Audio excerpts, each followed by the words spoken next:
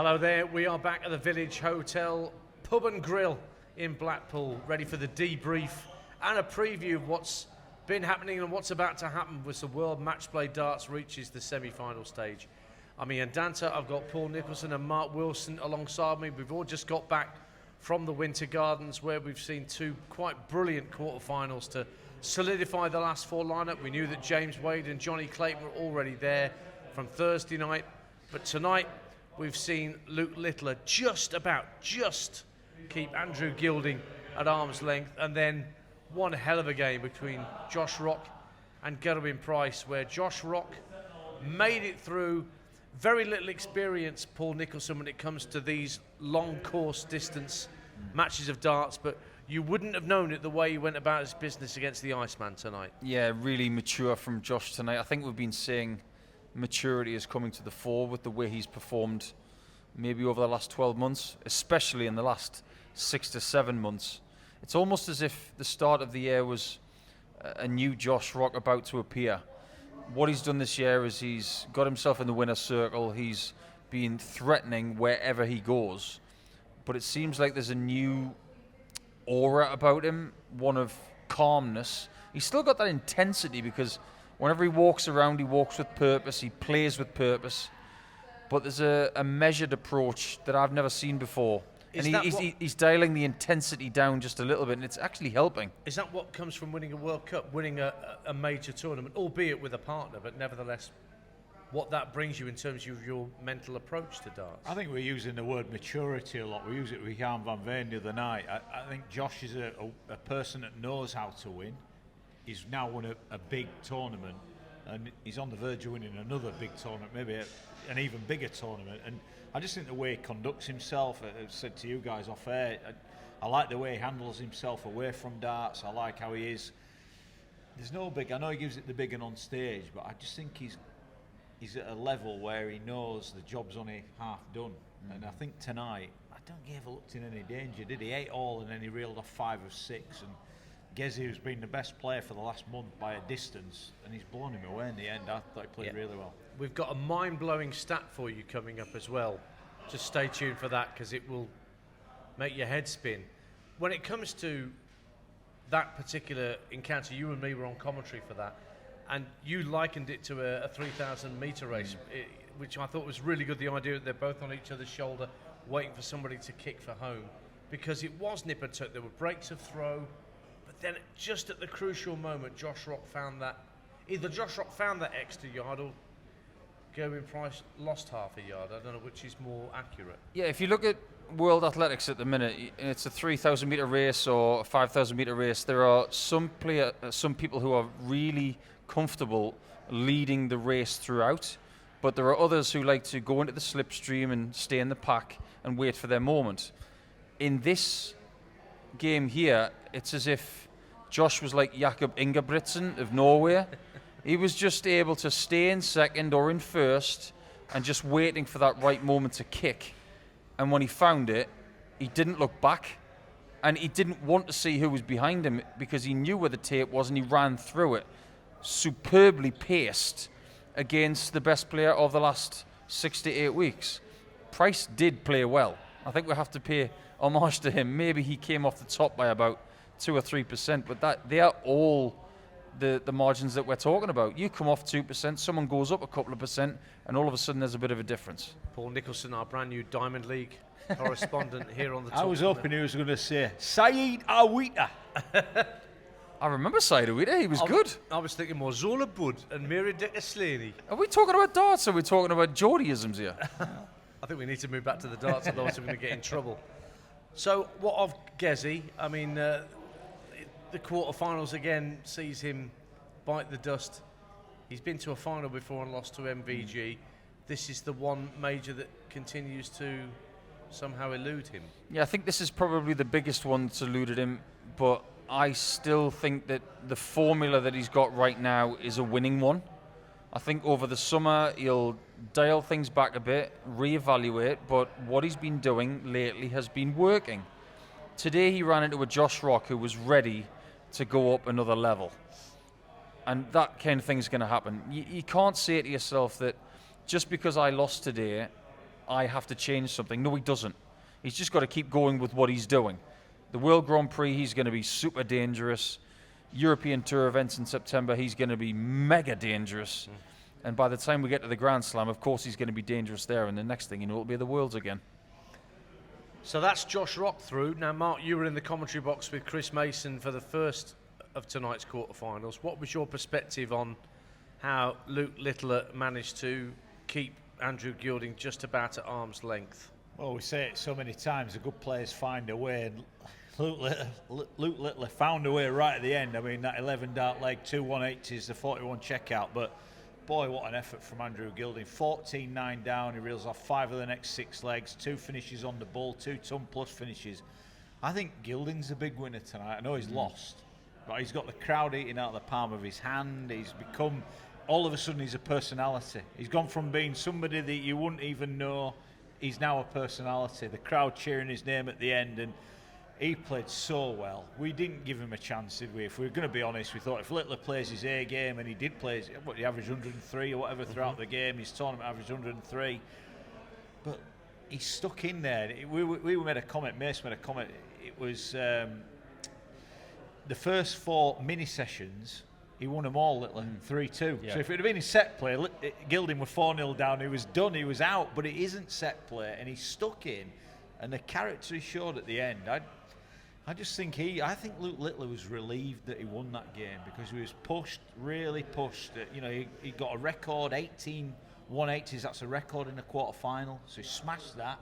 He's finishing, all right, he missed a few darts at double, but Gilding was always there, you know, and the way he kept it alive, I just thought it deserved to go to a tiebreak. I know in effect it was anyway in the end, but I just thought Gilding's a big winner tonight. I thought he played outstanding darts. I think Littler benefited from that run out against Watamena when he was put right under it and he found it. But how many times do we say it? The good players find a way, and when it came to a leg that he had to win, he found a way. And that's a really interesting point that Mark's just made there. Here's a guy who won the UK Open, and that should have been the catalyst for people to know his name and become more of a staple fixture. But I think Mark's actually made a really good point. It's actually, tonight seems to have could potentially have done more for Andrew Gilding's profile than winning a major tournament at Minehead a couple of years back. Yeah, it's a weird old thing, isn't it? We've known how good Andrew is for many years, but he doesn't really go on our headlines, does he? No. He plods in, he plods out, and he can play astonishingly well, like he did at the UK Open over a decade ago. Gave Michael van Gerwen the scare of his life, averaging close to 110 in a game. I know Andrew lost that game, but it's something that a lot of us reference. This is something that has been on the cards for a long time. It's just a question of when, not if. But I think the crowds in Blackpool are the right amount of people, the right kind of people, to take Gilding to their hearts, because he's one of them. You see him in the crowd, he would be very much in place. But on the stage, I've never seen Andrew enjoy himself so much, and that was nice to see. Because he doesn't want to get involved in any controversy. He wants to play his game, and he wants to have a nice living with his wife, and doing it with his bungalow and collecting some guitars and doing the bits that he wants. He wants to live his life, and he enjoys playing darts against the best. I think one of the highlights of this event has been watching Andrew smile, because he doesn't usually do it, and he showed today just how unbelievable a dart player he can be. There was a moment, it was leg 26, he took out the 160. Yes. And he walked back, and Littler was keen to catch his eye and say, mate, that is absolutely world class. And he saw it, and I'm like you, he smiled at the crowd. He was like, wow, all these people are cheering me. It's never, I don't know, he plays his own game. I said it in commentary, if Gilding were 15-0 down or 15-0 up, he would look the same. Yeah. You wouldn't know. He just goes up, does his little thing on the hockey and throws his darts. He was superb tonight. I wonder now how he kicks on from this. I think this is a big moment. Again, he's shown he can compete. Like you said, he's won a major. We should know who this guy is, but I think a lot of those people go home now going, how good was Andrew Gilding tonight? All right, in defeat, I get that, but he has pushed Littler right to the very end, and but for a brilliant last leg, who knows what could have happened. For a lot of these players, it's actually quite difficult to kick on right away, because even though there are Players' Championship events, over the course of the next 6 weeks, leading into the Flanders Darts Trophy at the end of August. Some of these players have been found guilty of just taking their foot off the pedal post-match play and saying, do you know what, I'll have a break now. But you've got to keep this momentum going. If you want to have a really successful September and go into the World Grand Prix with form, give yourself a few days off, but not too much, because there are titles to win as early as next week in Hildesheim.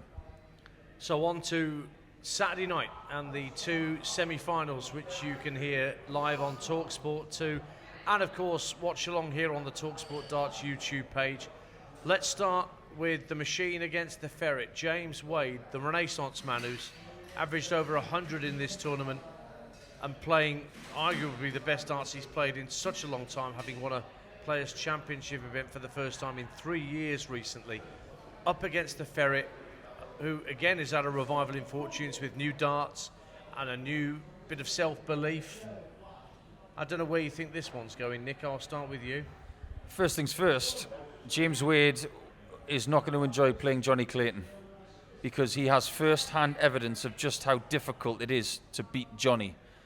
Every now and again you get a head-to-head record and you think, this person knows how to play this person.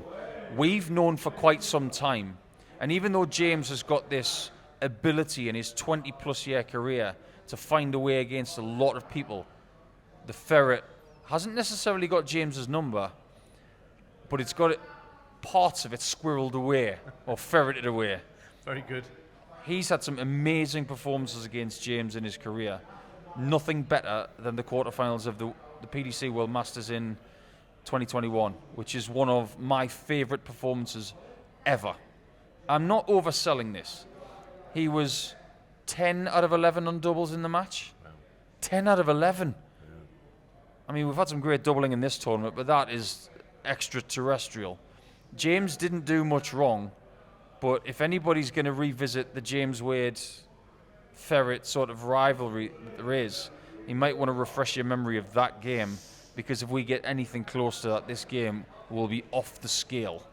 Johnny, for me, will be the favourite for the game, and whoever wins the game is going to be world number 5. So they're jousting for a position in the world rankings. And James Wade did say to me, Mark, in his interview when he went through to this stage, that out of Stephen Bunting and Johnny Clayton, he would have preferred to have played Stephen because, you know, Johnny's one of his friends. So maybe there is a sort of something in James's makeup that makes it difficult to play against people he genuinely likes, like Johnny. I think you make a great point, because James loves to be ignored. He tells every time we speak to him, he tells, oh, no one's talking about me. Everyone's talking about him because he's got to the semi-finals for the second year in a row, and he's playing. He produced his best ever performance, 62nd appearance in the first round here at the Matchplay, and he beat Cullen with an 104 average and played outstanding. He then backed that up, beat Vessel Nyman 102.53. He's playing out of his skin, absolutely playing out of his skin. But I think he needs that, I don't want to say animosity, I think he needs that. He needs to be the underdog written off.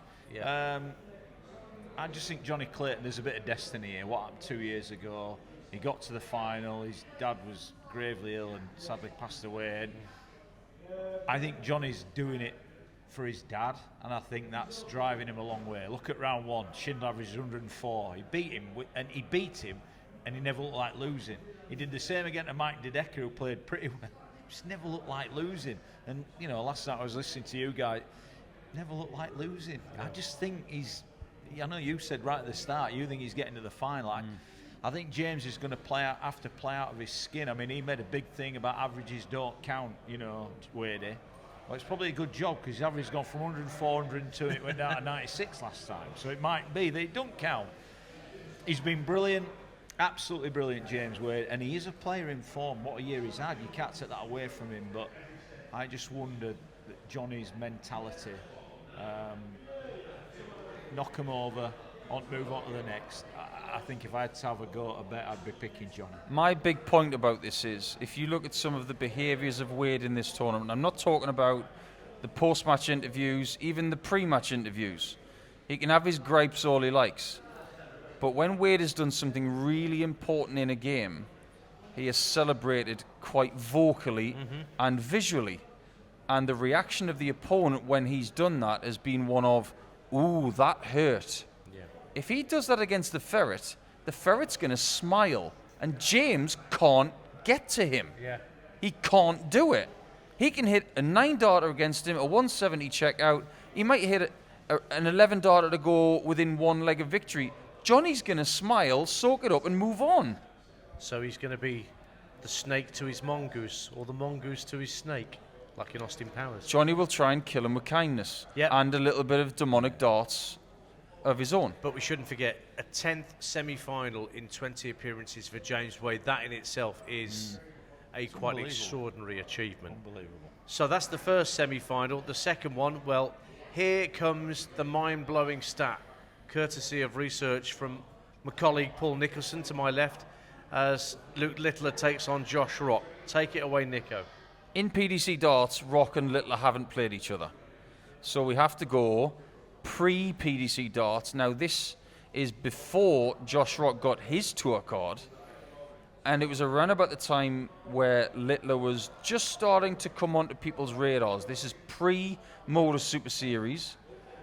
When the 2021 Irish Darts Festival was taking place in Killarney in Southwest Ireland, Josh went there, Littler went there. Littler won the Irish Open, and he was 15 years of age.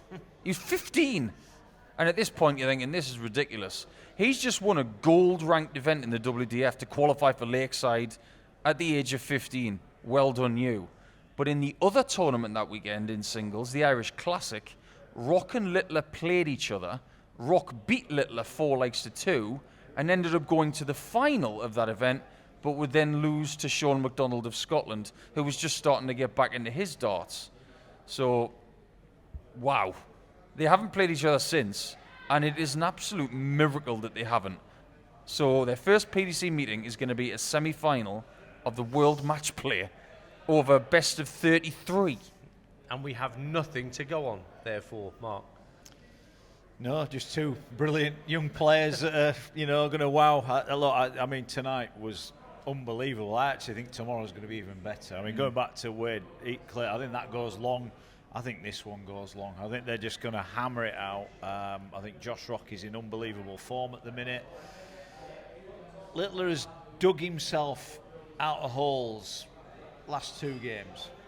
I think if he's in a hole tomorrow night, he's not getting out of it. And I think that could be the big thing. I think Josh Rock is on a mission, the way he's played. I mean, you go back to the World Cup, Littler bombs out early, Rock goes on and wins it.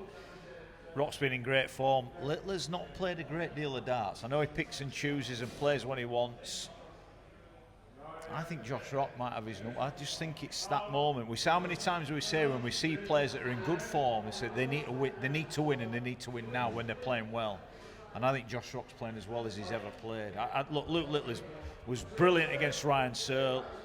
He was good for half of Wattamina, and he was pretty good tonight.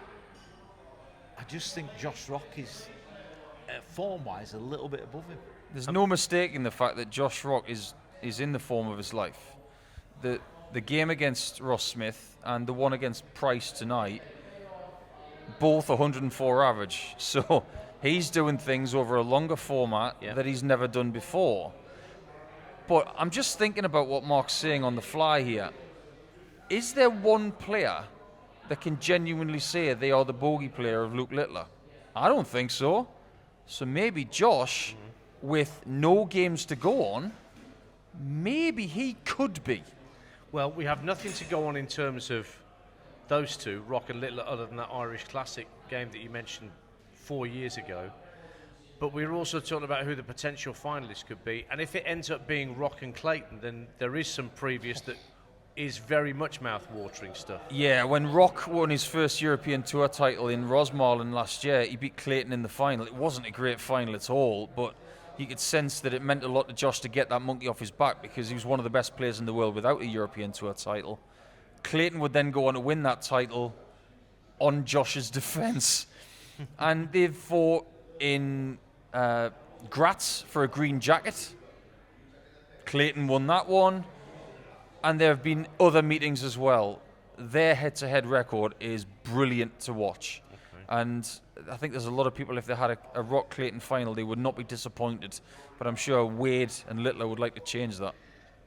Not forgetting Wade's the only player left of the 4 who knows what it takes to go all the way. 18 years ago, though. 18 years ago. There are 2 players left who have made it to the final. Clayton did it 2 years ago. James has made the final on many occasions.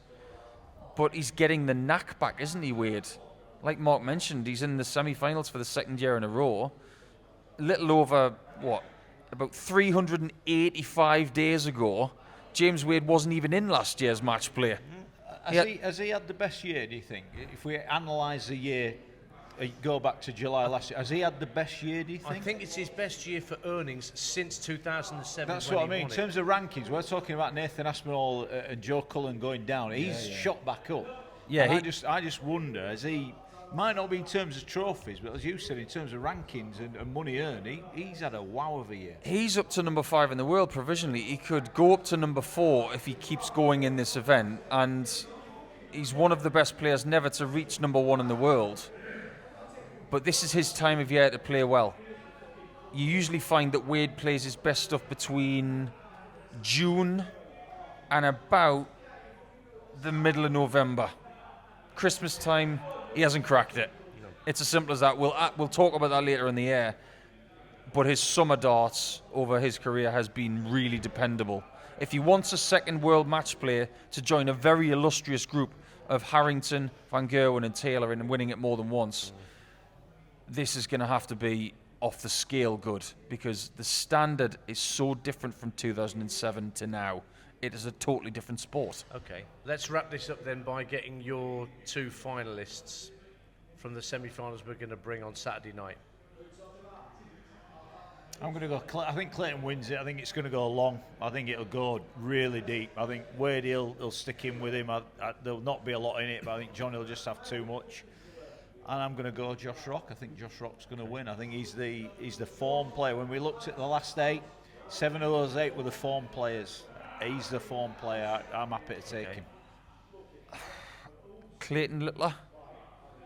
But I totally understand why people might think that Rock will topple Luke on Saturday night. I totally get it, because he looks so ready to do it. And weirdly enough, when he was talking to you post-match, he looked like he could have done it then. Yeah.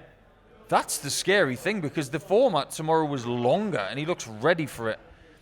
Littler, but only just. But I wouldn't be surprised if Josh does it. Well, you'll find out with us Saturday night on the talkSPORT Darts YouTube channel and on talkSPORT 2 on DAB, smart speaker, and online via the app as well. Thank you so much for liking and subscribing to the talkSPORT Darts YouTube channel. We'll keep the content coming. Loads to find on there. Our preview of the Women's World Match Play on Sunday and much more besides. But make sure you're with us just after 8 o'clock Saturday night for both semi-finals in the PDC World Match Play 2025. Thanks for being with us. On AM, on DAB, via the talkSPORT app and on your smart speaker. talkSPORT.